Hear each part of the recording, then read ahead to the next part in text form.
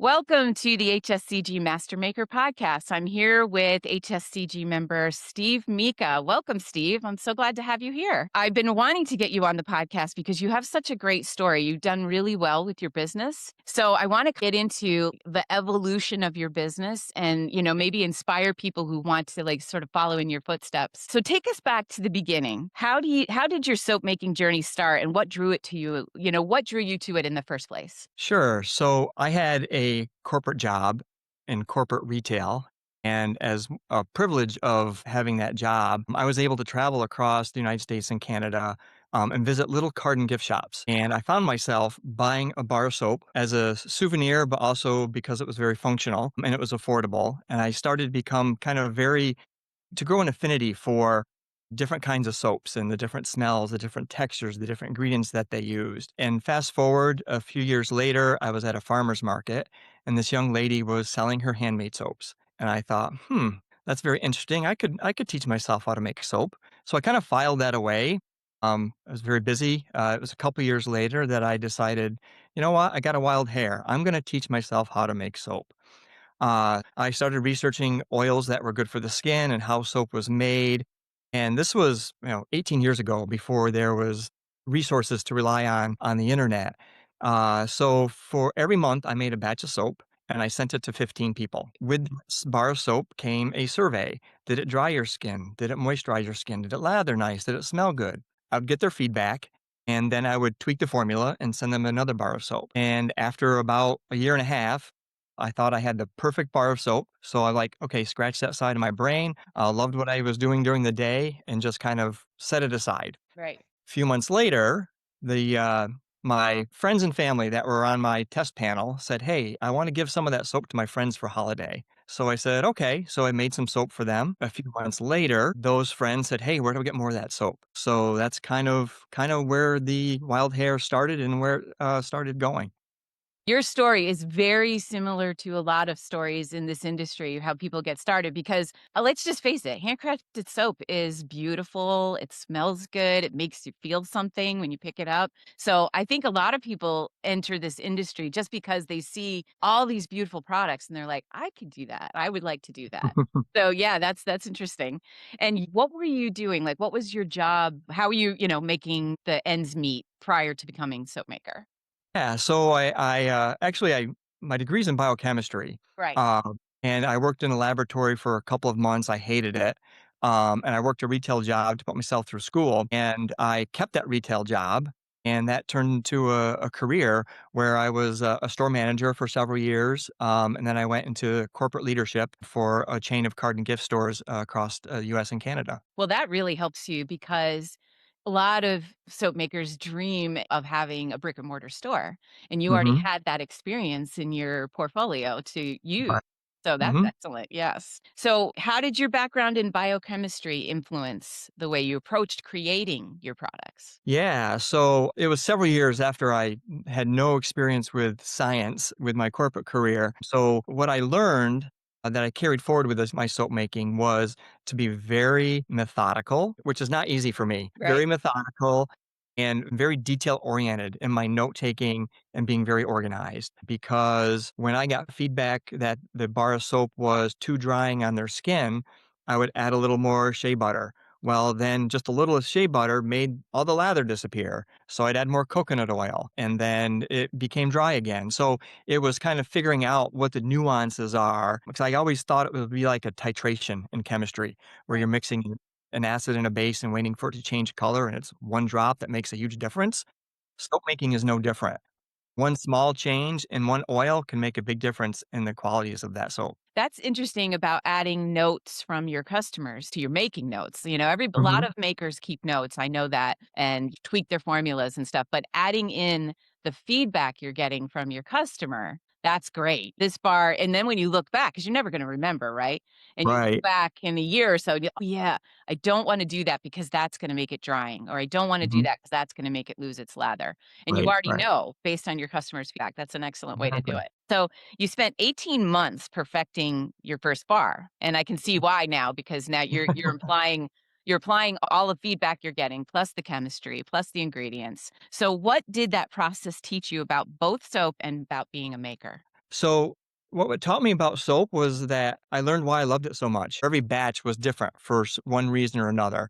And kind of figuring that out was a challenge that just kept my mind racing until I kind of had it figured out. Right. And then what was the other part of that question? I'm sorry. So, what did the process teach you about soap and also about being a maker? Yeah, so about being a maker is again the details matter. I'm probably much more creative than I am analytical. But the analytical part being a maker is super important. So I always have to ground myself and make sure that when I'm creating a new formula or I'm making another batch of something, that all of the T's are crossed and I's are dotted, Mhm. um, as part of that formulation. Excellent, excellent. How did you go about expanding beyond soap and to, like, come up with a full product line? Yeah. So when I made that second batch of soap for friends for holiday and they wanted more, we opened up a website just selling bars of soap out of the basement of the house. So bars of all natural soap. And at that point in time, there was not a lot of all natural product in the marketplace. And customers really loved the fact that it was all natural. What's your So base soap too? Like, what are your main ingredients of your soap? I still use that same recipe 15 years later. We use cocoa butter, shea butter, safflower oil, baba sue oil, and coconut oil. Oh, okay. In every Alright. bar, yeah. Okay, and then you're making soap and people are starting to buy it. So when did you start thinking about, "Okay, well, maybe we should add, like, a lotion or something else?" Yeah, so they love the fact that it was all natural, so they said, "Well, do you make an all-natural lotion?" Mhm. I'm like, "Oh, but I could." So I did, and I really listened to what the customers were saying and said, "Okay, I'm looking for a lip balm that has all really good ingredients in it." And so I really listened to our customers, and one by one, we started adding more products to the product line. And you have this business with your husband, correct? I do, yep. Okay, so, have you always been partners in the business, or did it start out as just you? It started out just me, mainly because of that wild hair and my biochemistry degree, just trying to kind of feed that part of my brain. And then it wasn't until we opened up our first store that we actually both quit our corporate jobs to run retail. Serendipitous, his corporate career was in corporate retail as well. How did you get to that point where you're like, "We're ready to quit. We're ready to make this our full-time job?"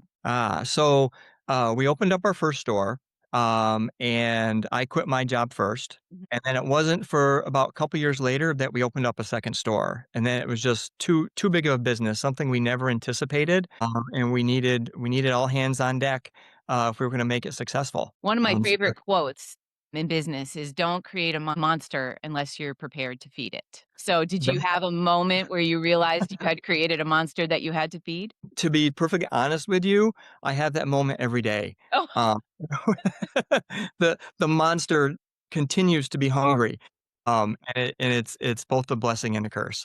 yeah, it is, right? And you do have to take stock too about how fast you grow, because all of Yeah, a sudden, if it gets away from you, the quality of your products could go down, or you don't want that to happen. right, right. So that leads me to my next question. So how Yeah. did you go about going beyond soap? Like, what did you start adding, and when did you realize that you had a full product line? It was probably about the same time that we exited the basement, because our product line, we had bar soap, we had lotion, we had a foaming hand soap, we had a body butter, and we had lip balm.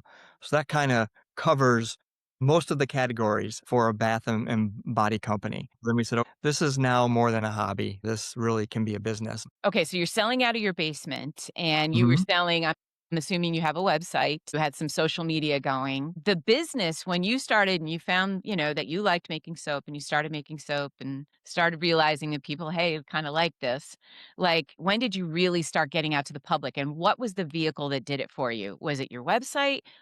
Did you go to craft shows? Were you doing some wholesale? Like, kind of explain that to me. Most of it was craft shows. Okay. We did a couple of farmers markets in the very beginning, and some holiday craft shows, and that's really where our product kinda got a big push forward, and folks started to look forward to these, craft shows that were annual or semi-annual and would seek us out at them. Okay, so that's an excellent thing, because when you're doing craft shows, sometimes people forget that you have to amass a customer base. You have to amass people's names, email addresses, yada, yada, yada. So how Mhm. did you go about starting to collect sort of your customer base? Yeah, it was very manual. We had a sign-up sheet for our email, and we were very intentional about asking people. to provide us with their email address because we knew that we could communicate them in a different way that would make them love our product more. I think sometimes people are reluctant to ask people for their contact information, especially, today. But if somebody's in your booth and especially talking to you or buying something, they want to have a relationship with you. They're there. And don't be afraid to ask, get that because that database is gold. It is, and we always like to tie that into, like, some type of anticipation. So we have different seasonal scents that come out throughout the year, and that draws a lot of people into our stores. While they're there, they wanna try the lavender lemon. Great. So we entice them that, "Hey, we have some more new scents coming out next month. Give us your email address, you'll be in the know." So that So is you really make like kind of beneficial. anticipation thing for them. Make Exactly. it Yep. fun. Yeah, add some value to it. Yep. Okay, so let's go back. So you're in your basement and you're starting to take off. A lot of makers out there, that is one of the questions that they always struggle with. When is Mhm. it time to get out of my basement? When is it time to think about either getting a commercial space to make the product or a retail brick and mortar store? So when you realized the demand was too much for your basement, Mhm. what was the signs that pointed it that it was time to move? Yeah, it was definitely space. I don't live in a big house, the basement's small. It was packed. I'm a minimalist, however, you would think the exact opposite if you walked into the basement. There wasn't a place to walk. Wow. And we also our sales were growing. So in order for this to continue, even if we didn't add more product types, we would still need a space to make more product. Right. And that was really our main drive in finding a place was just to make soap. We weren't even thinking a retail business. Typically, you ran out of space is what happened, Yeah, really. yeah, it was gone, yeah. I had this, when I was first in my career, and I was a maker, and I had a business, and I met a woman, and we were friends, and she lived in New York City, and I went to her apartment once in Manhattan, and, Mhm. Manhattan apartments are very small. They're not like what you see on, like, Friends or, it's like we always my husband and I always laugh because we're New Yorkers, and we're like, "Oh, yeah, that apartment would cost, like, $12,000." So, anyway, so I met this soap maker, and she was like that. She had a business out of her apartment in Manhattan, and you walked into that apartment and it was lined with bins of product that was made, bins of ingredients, bins of, all kinds of things. You just could not move in the Right. apartment. And she was loving it. She was doing it. Anyway, so what were some of the biggest challenges for you making a leap from like a home-based business to a commercial Mhm. location? Yeah, I think the biggest challenge was just finding the right location. Location matters, but also your wallet matters too. So, perfect locations cost a lot of money. Right. Not so perfect locations are a little more affordable, but you might compromise some foot traffic or some business. So we actually one of the big decisions was, do we buy or do we rent? Because I was nervous about renting because I wasn't so sure the business was making enough money to pay rent. And then to buy something was a huge challenge because it's a lot of upfront money. But we just happened to find this small freestanding building that was for sale. And it happened to have a 3-bedroom, 2-bath apartment behind it. But we actually bought the building knowing that the rent from the apartment would help pay the mortgage while the business built itself. Work out. So beautifully. We moved the building just happened to have a 300 square foot storefront, and really we wanted to move to find a place to make product, but it happened to have a storefront, and so it was kind of the perfect storm of affordability because we could rent the apartment out, space where we could actually dip our toes into a retail business, and have a much larger space to make all of our product. Nice. I know too when people start thinking about brick and mortar stores that they get a little bit of shocked when you start thinking about commercial real estate because it's Mhm. not like renting an apartment. Right. And the first thing you're gonna realize is that anybody who wants to rent to you they don't do year leases. Year leases Right. are not Right. really heard of in commercial real estate, and Mhm. that's a big eye opener for some people because now you have to make a multi-year commitment. Right. So, Yep. that's something to consider, yeah. Yep. So it looks like you had the best of both worlds where you were able to get some income from the rental Right. unit. Yeah. That Yep. that's excellent. Yep. So, what are some of the biggest rewards that you have found in opening your retail locations? I think one of the biggest has been how the community has embraced our small business. Mhm. We've been there 12 years and we've had 12 years of year over year growth, which we're super proud of. But I think that is due to the community we live in loves supporting small business, and you don't find that everywhere. What community is that too? Like, it can explain. So I live in Saratoga Springs, New York, and we are a Mhm, Main Street USA community, meaning there's lots of mom and pops. There's a very vibrant downtown. So mhm. what is your community like? It is not too far from your community there. It's a small suburb of Cleveland, a very walkable city. And probably the unique thing about it's Lakewood, Ohio. The unique thing about it is there are probably 5 different small Main Street communities within the town. And it is all comprised of independent makers, small retail, independent chefs for restaurants. So it's kind of a perfect place for anyone who wants to open up their own business because the community really supports that. That's really nice too, and I love living in a community like this. I love to Mhm. walk, and I've made a commitment this year to shop small businesses only for Christmas. That's it. No big Good box, for you. small businesses We only. we all thank you. Yeah, I think that's the way to make a statement. I work with small businesses, why shouldn't I do that, right? Yep. So, how did your business change when you moved from your basement to the storefront? Like, what was the biggest change? So the biggest change was probably keeping up with demand. Opening up a storefront, we started selling more product, so we put processes in place to how do we ramp up our production to meet demand. And that was a huge challenge because we didn't know how to anticipate what that demand was going to be. We've gotten much better at that now, but back then we didn't. So every time we kind of figured out a way to make more product quicker, our sales increase kind of ate any headway we were trying to gain in that. For the first year and a half, it seemed like we were chasing that. But again, I'd say that's a really good problem to have. Right, right. No, that is an excellent problem Uh, to have for sure.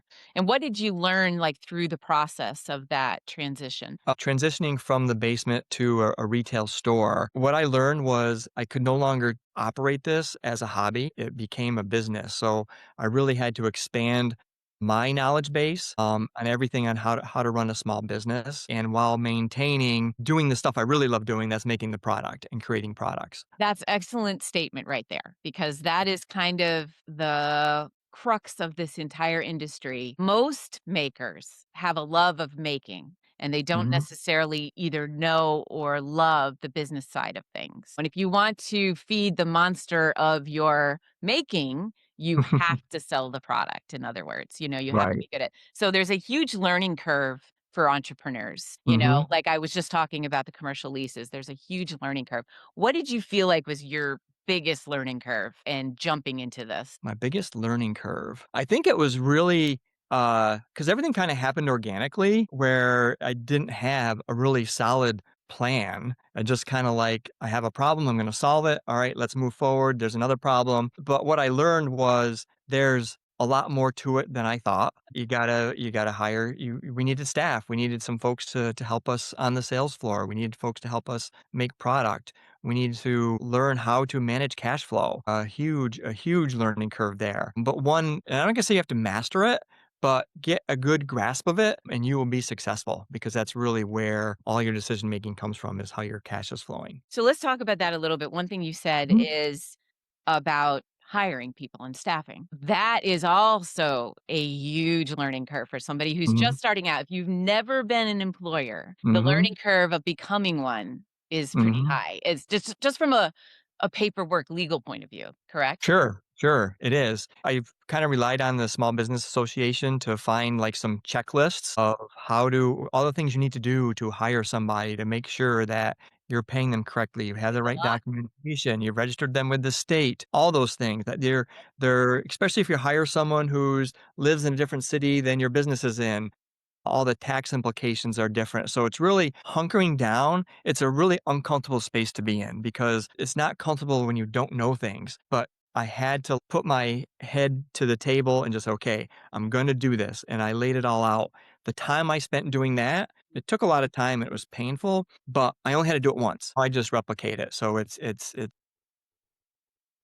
And I'm not in a sure big, your advice to makers would be to do your homework and do it correctly the first time. yes, absolutely. Because you don't wanna mess with labor laws or getting in trouble with No, taxes or that kinda thing. So you have to do your right. homework. Unfortunately, there's no class that, like, the guild can teach because every single state is different. Right, Every right. state has their own labor laws, Yep. so you just have to go find out what they are and adhere to them. When you added staff too, did that Mhm. add another element of things that you had to deal with on a day? Because adding staff, you have to manage staff. So Yes. how have you found having staff, managing staff? Has it been rewarding? Has it been challenging? Both?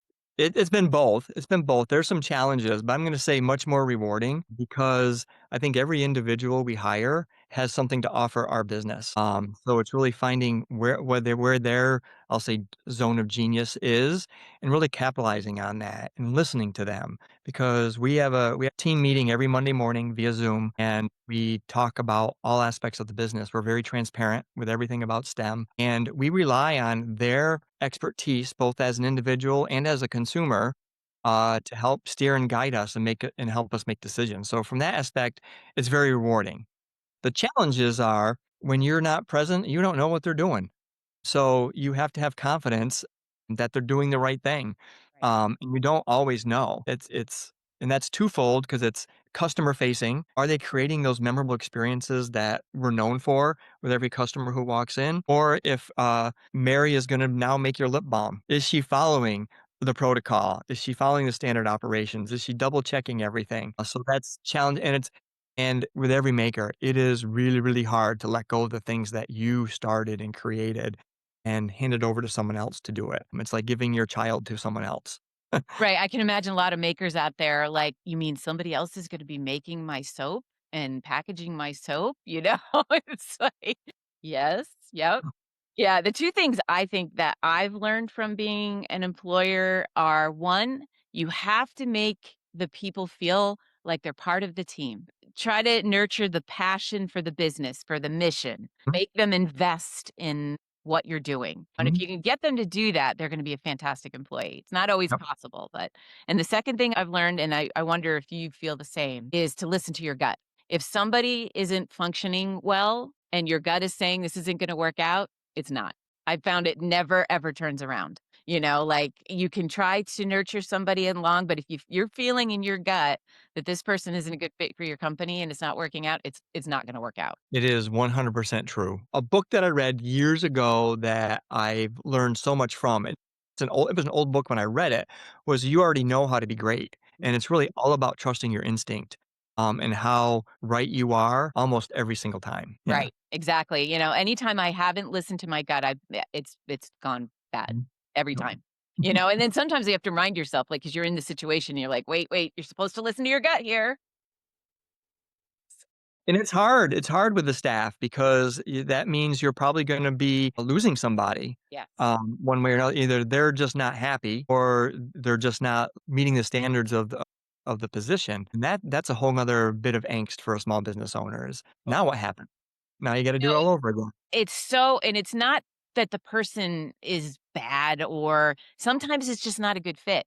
Right. They're not buying in. They're not investing. They don't Yep. feel it. They don't care about the company or the products. They're just there. You have to keep and nurture those people who are excited, you know? Yeah. I would rather have an employee that messes up once in a while that's excited and invested than Yep. somebody who does their job but doesn't care. Yeah. So what advice would you give to makers that are interested in opening a physical store? Plan, plan, plan. Really do your research and plan, and also find a good mentor. Find someone who can mentor you who's in the small business space. Doesn't have to be a soap making space. Yeah, I can name any number of stores down the street where our store is, where there's small business owners who have different experiences and would love to like mentor somebody, take them under their wing. So don't do it alone, I guess is what I'm saying. There's a lot of resources out there and a lot of people who just want to be generous with their time and sharing their knowledge with you. Right. And then, so is there, when you're going along here too, is there anything that came up when you opened the store? We've been talking about these learning curves, and, what was there one thing too that jumped out and was like, whoa, I didn't even think about that when I opened my store? I was like, that is something I didn't even think about. We were not ready for the amount of business we were gonna do. It was like we planned a huge increase in production, and we just did not meet it. So I think if you're gonna open up your own store, it's a journey. It doesn't happen overnight, but think big. Think big and plan big, and you'll be prepared for those pieces that might surprise you. That's exciting, though. That's an excellent problem to have, is to have Yeah, too much demand, but yeah, you don't want your business reputation to suffer because you can't meet that demand or right. products start not having the quality that they had or something like that, so you have to be Mhm. ready for that, right? Right. Yes. So, how do you define success today? So today, how I define success is so we have three pillars that we operate our business on: care of self, which speaks to our product; care of community, we really want to be a part of the community, we want to serve the community; care of planet, we want to be mindful of our environment. So when we do things that hit all three cylinders, we consider that a big success for us. And then we try to make sure that those three things steer all the decisions that we make. That's excellent. That's really a good way to approach your business because then anything that comes up or any problem or issue or question, you can put it against those 3 pillars and say, "Does this meet what we're trying to accomplish here, or does this go against what we're trying to accomplish?" So, Exactly. that's Hmm. great. That's a great way to do it. And how have things changed? So, like, go back to when you first started out to now, Hmm. like, just what is the biggest change overall? Is it the amount of revenue that has come in or the amount of work or just the reward? What is it? So I see the biggest change is it is revenue, but I'm going to relate it to something a little bit different. So when we first started out, it was how do we make sure this business takes care of me? Because I think that's why you're in business, right? And then today, I think we've built it to where we have a business that takes care of itself. And so it's a whole other way of looking at revenue that really opens up a lot of doors as you go forward. That's excellent. And remind me too, like, how many stores do you have right now? We have two right now. And they're Yep. both in the Cleveland They're suburb both they're area. both in the Cleveland area. And do you have any plans to open more? Well, we are opening up a store in February, but it's actually moving one of our stores. So we talked about location. Our original store is on the west side of Cleveland. Second store is on the east side of Cleveland. And anyone who knows anything about Cleveland, no one from the east goes to the west, and no one from the west goes to the east. It's forbidden. Anyway, we have built a really strong community on the east side, and we feel that our location now doesn't allow us to grow and realize what we want to and what we aspire to that we've seen on the east side. So we're actually moving about 5 miles down the road to a much more vibrant street community than we're in now, and it's still only 250 square feet, Okay. so it's tiny, but it'll be mighty. Yeah. Nice, nice. So here's a question too, and you and I are about that same age-ish. So as you're going along and you're building your empire with your husband, do you have an exit plan or do you have an ultimate plan? We don't have an ultimate plan. We have recently, because of where I am in my stage of life, it is something that we started talking about. And we kind of have three options on the table. And we're just kind of, okay, next quarter, let's see where we are and see, or maybe narrow that down to two options. We're in no hurry. We love what we're doing, but I don't want to do it forever. So we're kind of like, what's next? So that's another part of the journey, just like starting the business and growing it, kinda what happens at the other end. It's and Yep. something some people don't think about. Yeah. It's like you don't wanna be doing this until you're 85, 90 years Mhm. old. Yeah. So, what is your exit plan? Are you gonna Yep. sell? Are you going to, give it to a family member? That kinda thing. So, yeah. Right. Are you just gonna keep going and have other people run it? Yeah, there's all these questions. Yeah, Right. So absolutely. we're in the beginning stages of exploring all those options. I mean, I'm in that stage myself, I'm like, "What am I gonna do? What am I gonna do post working full time?" So, do you have any future plans for your product line? I asked you about your business. Do you have any Ah. expansion plans for your product line? We do, we do. So our spaces are tiny, so I think that's our sweet spot. We kinda try to do the best we can with every inch of shelf space that we have. So we're always evaluating all of our products. We can't really just introduce a new product line because there's no place to put it. As we evolve, as our customers want to experience different things, we listen to them. So right now we have a small section of face care, and it is one of our fastest growing categories. So we are gonna expand that this spring, as well as our men's category.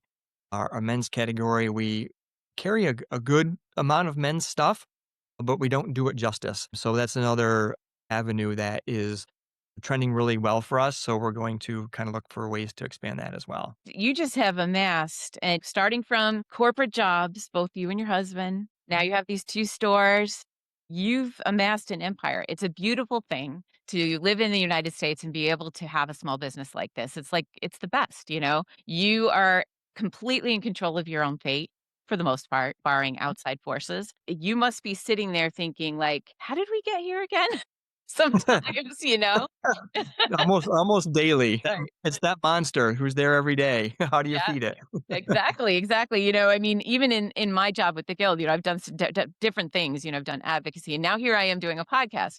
There was a huge learning curve for a podcast. You know, I researched it for about a year before I started this, and so I think that that's an important thing, maybe to leave it on, is the Mhm. fact that everybody has that capacity to learn more, to grow more. You just have to put, you know, your passion into it, and you can do it. And that means not just the creating of the products, but also hiring employees, putting a Exactly. retail location, knowing your, you know, your cash flow and how to Mhm. manage it. All of those things come into play. So, yeah, thank you very much for being here. It was a great interview. I hope that people enjoy it. I know that lots of makers out there are, you know, looking to expand and grow and go into stores. Do you have any final thoughts that you can leave, you know, people with who are thinking about opening a store? Or if you're at that point in your business where you want to open up a store, I say just do it. You already know more than you think you do about running a business. You've made product, you've made different products, you've been to craft shows, you've been to art shows. You have the basics down. Don't be afraid of the things that you don't know because they will fall into place. Yeah, don't get analysis paralysis. Do your homework, pick a good location and do it because that's the only way to move forward is to take those chances sometimes. Exactly. Exactly. Calculated chances. So, thank you very, very much. It was so great to have you on the Thanks podcast. for having me. Appreciate it.